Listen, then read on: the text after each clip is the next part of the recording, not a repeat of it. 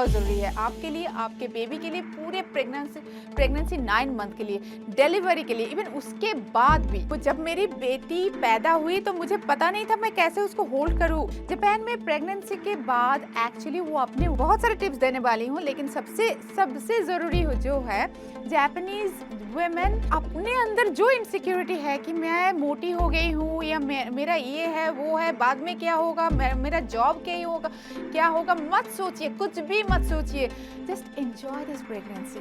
क्योंकि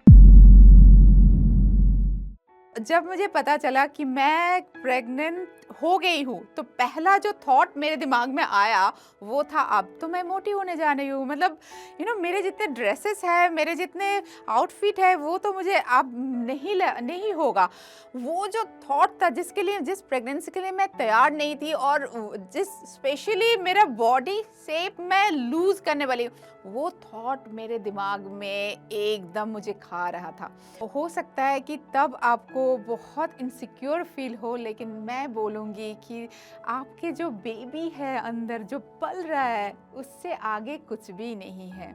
तो please don't make yourself insecure. क्योंकि मैं अपने एक्सपीरियंस से बोल रही हूँ, जब मेरी बेटी पैदा हुई तो मुझे पता नहीं था मैं कैसे उसको होल्ड करूँ। एक टाइनी सा एक बेबी है, मैं कैसे होल्ड करूँ। शायद आपके साथ भी हुआ होगा, या आप भी सोच रही हैं ये सब।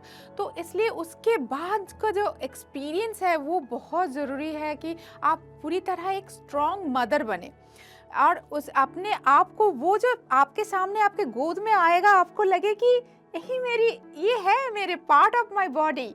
That emotion should be there. You should connect with your child. So उसके लिए आपको mentally, physically fit रहना बहुत ज़रूरी है। यहाँ पे और भी कुछ प्रॉब्लम हम फेस कर सकते हैं, जैसे तब बहुत सारे मूड स्विंग्स होते हैं।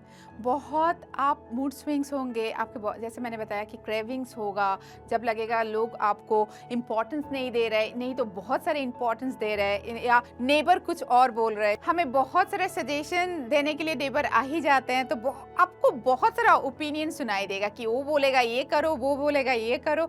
लेकिन यहाँ पे आपको अपने पार्टनर से बात करना बहुत ज़रूरी है, और communication is the best way. यहाँ पे इस टॉक के द्वारा मैं हर हस्बैंड से बोलना चाहूँगी कि आपके वाइफ को, आपके पार्टनर को तब ड्यूरिंग प्रेगनेंसी आपके बहुत ज़रूरी है, ज़रूरत बहुत ज़्यादा है। तो इसलिए प्लीज़ मेक टाइम, कम्युनिकेट कीजिए, उसके साथ रहिए, उसके हाथ पकड़िए, और जस्ट मेक हर रियलाइज़ कि उनको एहसास करवाइए कि मैं हूँ तुम्हारे साथ, और ये हम दोनों का बच्चा है।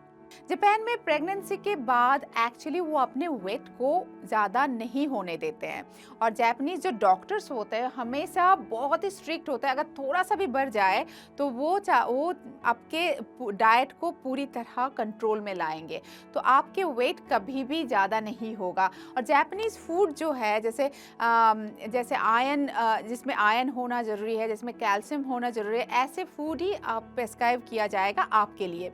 तो इसमें डॉक्टर का रोल बहुत ज़्यादा होता है, और चेकिंग आपके ईच मंथ ट्वाइस चेकिंग होता है, आपको जाना ज़रूरी है। वो लोग चेक करेंगे, आपके अल्ट्रासाउंड होगा, आपके वेट चेक करेंगे, आपके पूरी तरह आपका चेकिंग होगा। ये कंपलसरी है जापान में।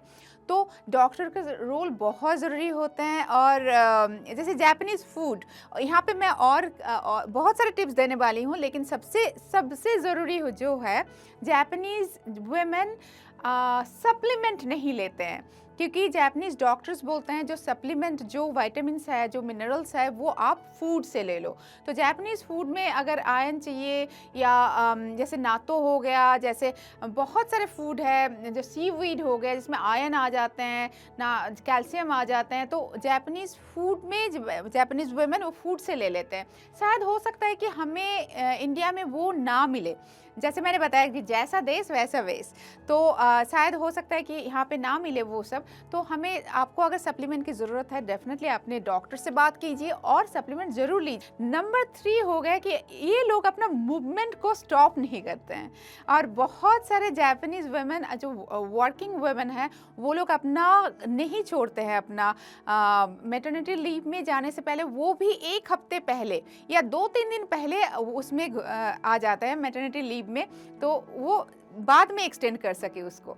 तो इसलिए वो लोग पूरी तरह अपना जो वर्किंग वुमेन है वो पूरी तरह द होल प्रेगनेंसी वर्क करते रहते हैं, तो उसका मूवमेंट हो ही जाता है। तो क्योंकि रोज़ ऑफिस जाना, फिर ऑफिस से आना और घर का काम करना, जैसे आप लोगों को पता है कि विदेश में ऐसे कुछ घर के काम के लिए कोई नहीं होता है, तो घर में काम, घर में वापस आना और डिनर बनाना, बर्तन धोना, घर का जो सफाई होता है वो करना, तो मूवमेंट तो हो ही जाता है। तो उसमें क्या है, ये लोग थोड़ा बहुत और भी मूवमेंट करते हैं, जैसे वॉकिंग एवरीडे, वो लोग खाने के बाद वॉकिंग कर लेते हैं। तो इसमें मैं आपको बोलूँगी जैसे जापानीज़ लोग करते हैं आप भी करो, तब आपको मेंटली स्ट्रांग रहना भी बहुत ज़रूरी है।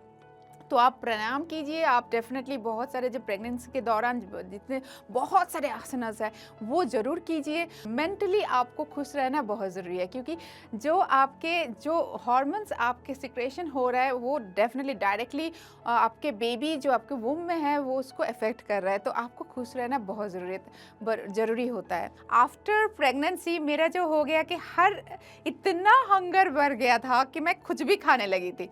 तो उसमें आपको भी शायद हो सकता है कि आपको क्रेविंग हो, चॉकलेट का क्रेविंग हो, कुछ और चीज़ों का क्रेविंग हो, आइसक्रीम का क्रेविंग हो, कुछ भी हो सकता है। तो इसमें आपको थोड़ा सा कंट्रोल करना ज़रूरी है, देखना ज़रूरी है। जैसे मैंने पहले बताया कि मेंटेन योर वेट, क्योंकि वो बाद में बहुत प्रॉब्लम हो जाता है, specially the middle class families के लिए, कि वो शेप में वापस लाना। तो पूरी तरह एंड डिलीवरी के वक्त भी बहुत सारे प्रॉब्लम्स आता है। तो मेक श्योर कि आपके वेट ज़्यादा ना बढ़े। तो इसके लिए क्रेविंग तो आपको ज़रूर होगा, लेकिन थोड़ा सा आपको कंट्रोल करना। अगर आपको चॉकलेट या आइसक्रीम का क्रेविंग हो रहा है तो मैं ज़रूर बोलूँगी कि थोड़ा सा कंट्रोल करना बहुत ज़रूरी है। उसके लिए आप मेडिटेशन करो। अपने अंदर जो इनसिक्योरिटी है कि मैं मोटी हो गई हूँ या मेरा ये है वो है, बाद में क्या होगा, मेरा जॉब क्या होगा, मत सोचिए, कुछ भी मत सोचिए। जस्ट एंजॉय दिस प्रेगनेंसी, क्योंकि ये प्रेगनेंसी जो है ना, ये इस दुनिया में अगर भगवान बोल के कुछ है, उनका देन है। और इसको पूरी तरह भरपूर इसको एंजॉय कीजिए। Motherhood is the best thing can happen to a woman. बस इसी के साथ मैं आज ख़त्म करना चाहूँगी और wish you all the best. आज अगर आप प्रेग्नेंट है, स्माइल कीजिए और एहसास करवाइए अपने आप को कि आप एक नया जिंदगी को लाने वाले हैं इस दुनिया में।